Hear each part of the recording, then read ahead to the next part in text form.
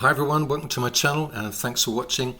And today I'm going to be showing you some CD purchases from charity shops, and these all range in price from £3 for £1 to £2 each, and I'll try to remember to tell you the price of each of them as I go through.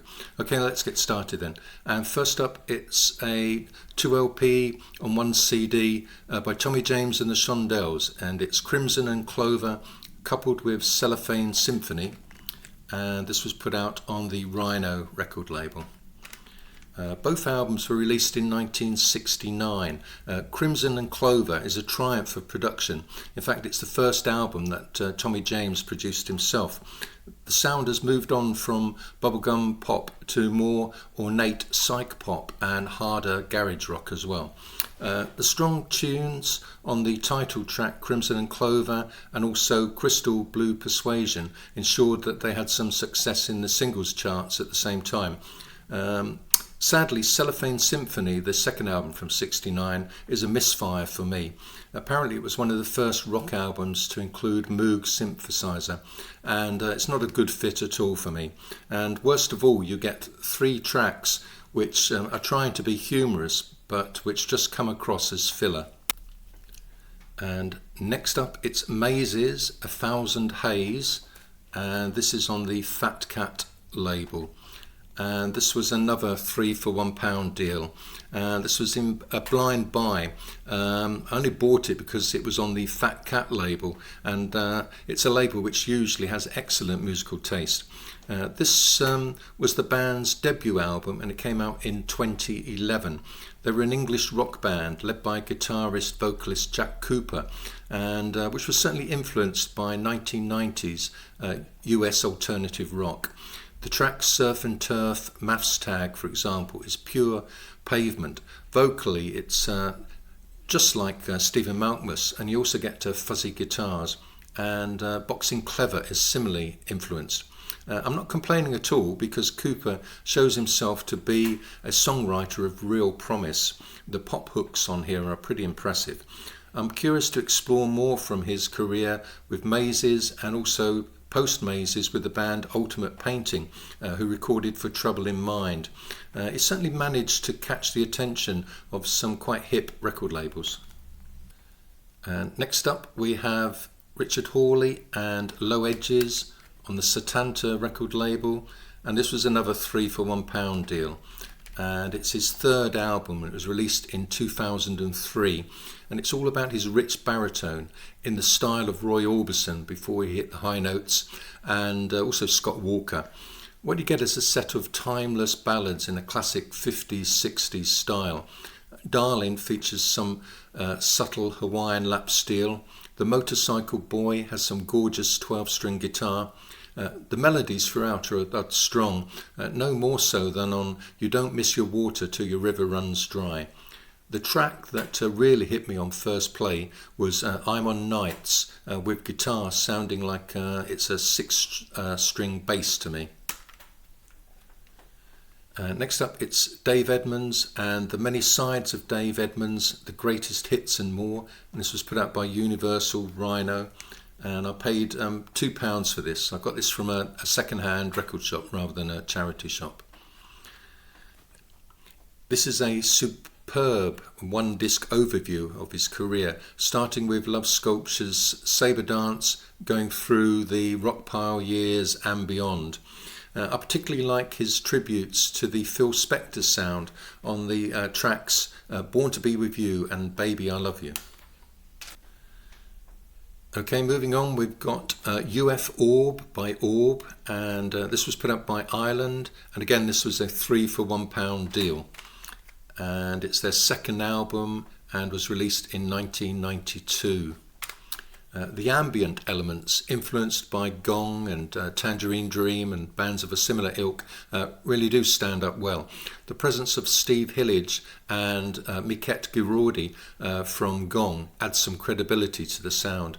The tracks with dub bass, presumably provided by Jar Wobble and or Youth, also work well for me. Next we have I'm from Barcelona and Let Me Introduce My Friends, and this was on the Interpop label, and again this was a 3 for £1 deal. And another blind buy. It was the artwork that intrigued me enough to want to buy it. And they're an indie pop group from Sweden, and this was their debut album. Band leader Emanuel Lundgren has fashioned here a set of naive, innocent pop songs reflecting on childhood pursuits. It's probably too saccharine for most, or certainly many people, but it works if you're in a nostalgic mood and can accept songs on such subjects as chickenpox, oversleeping, stamp collecting, and building a treehouse. Best of all is the sing-along track We're from Barcelona. And moving on, we come to Blue Suede Shoes, The Best of Carl Perkins on Columbia. And this was a 3 for £1 deal as well. It's a budget release lifted from his time at Columbia Studios. Includes a lackluster re-recording of Blue Suede Shoes and some country tracks, the best of which is Restless. The lack of any liner notes is a real hindrance here. I'm assuming that many of the tracks are taken from the 1969 re-recordings that came out as Carl Perkins' greatest hits. Next we have Wolf People and Steeple.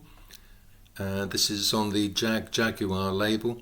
It's another 3 for £1 deal, and also another blind buy. I bought it because it's on Jaguar, a label that I really trust. And this, I must say, is absolutely superb. They're an English band, and this was their first studio album proper. They'd already released a compilation of their earlier singles in the year before, I think. And this came out in 2010. They're a young band at this stage, inspired by UK progressive rock from the early 1970s, and I can hear many influences on here. The guitar reminds me of Richard Thompson in the folk rock stage of Fairport Convention's career in the early 70s. The flute on Tiny Circle can't help but bring to mind Jethro Tull. And over the whole proceedings, there's a whiff of patchouli oil and damp Afghan coats. You could almost imagine these tracks, like Morning Born, being created in the same squats as bands from Ladbroke Grove, such as Mighty Baby and Hawkwind. The track Cromlech is a real full-on freak-out. Okay, this one is Joe Ely, and it's Love and Danger, and it's on the MCA record label. I paid £1 for this one. He's a country singer-songwriter, I'm sure most of you know, from Austin, Texas. And I first became aware of him when he toured with The Clash in around 1980, I suppose it was. This is his 8th album, which found him back on MCA after a bit of a career lull. It plays to his strengths. So you get a country rocking sound, mainly story songs, and some lovely gravelly vocals as well. And his longtime guitarist, David Grissom, he never puts a foot wrong. If the idea of Springsteen with a country twang appeals, then this is well worth checking out. The highlight for me is a marvellous cover of Robert Earl Keen's The Road Goes On Forever.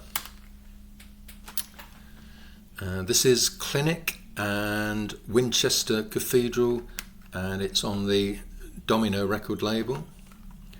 And this was a part of a 3 for £1 deal. UK indie rock band. This was their 3rd album, and it was released in 2004. The desperation in Aid Blackburn's vocals are counterbalanced nicely by the use of melodica and occasionally clarinet. The tunes are a little dirge-like, and the rudimentary, repetitive beats risk becoming tiresome if you listen to the whole album in one sitting. Next, it's Bob Dylan and Infidels on Columbia.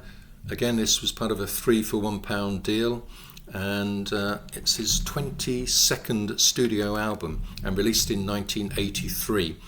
Mark Knopfler plays guitar and co-produces, and it's clearly a good fit for Dylan, having previously appeared on Sloane Train Coming for him.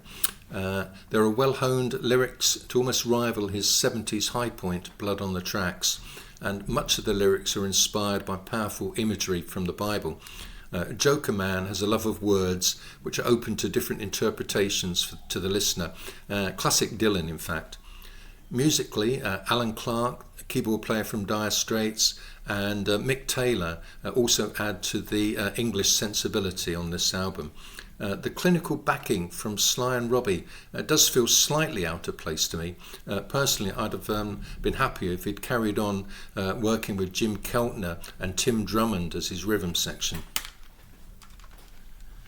And next up we've got Martin Carthy and Dave Swarbrick and Skin and Bone, and this is on the Topic label Special Delivery, and this was 50p.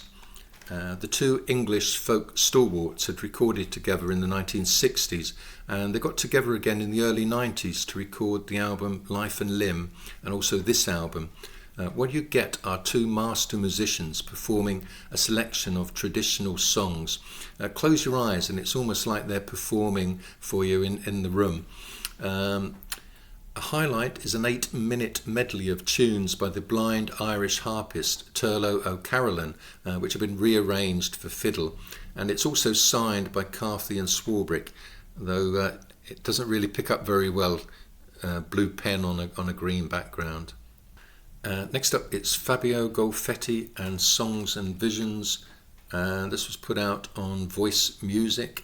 I paid £1 for this, and it's a blind buy again. It turns out that he's been the guitarist in Gong since 2007, and this is a 2022 album which includes the odd contribution from Dave Sturt and Ian East, who play in the current version of Gong. The mix of ambient and more jazzier material does start to wear a bit thin, I'm afraid, but the album does sit nicely against the more experimental material of Gong. This is a nice one, Soul Dad Brothers, Voice of Treason on the Loog label, and paid 50p for this. They're American garage rockers from Ohio, and it was their third studio album. It was partly recorded at the Analog Studio Toe Rag in London by Liam Watson, and their influences include the Rolling Stones on Lay Down This World, T-Rex on the track On Time, and Canned Heat and even Norman Greenbaum on The Elucidator. Lay Down This World, a traditional gospel song originally performed by the Reverend Gary Davis, is a highlight for me, and it has some exquisite slide guitar.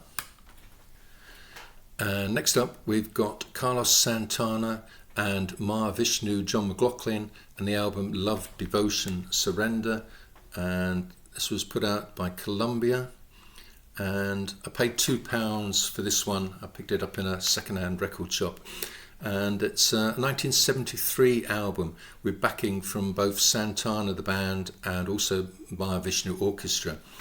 The music's mainly improvisational and thankfully free from any sermonising about their shared guru leader at that time. It's a joy actually to bathe in the contrasting guitar styles of Santana and McLaughlin. Okay, thanks for watching. Please consider subscribing, it would really help my channel. It doesn't cost anything, so please do it, and thanks for watching. I'll see you again soon. Take care.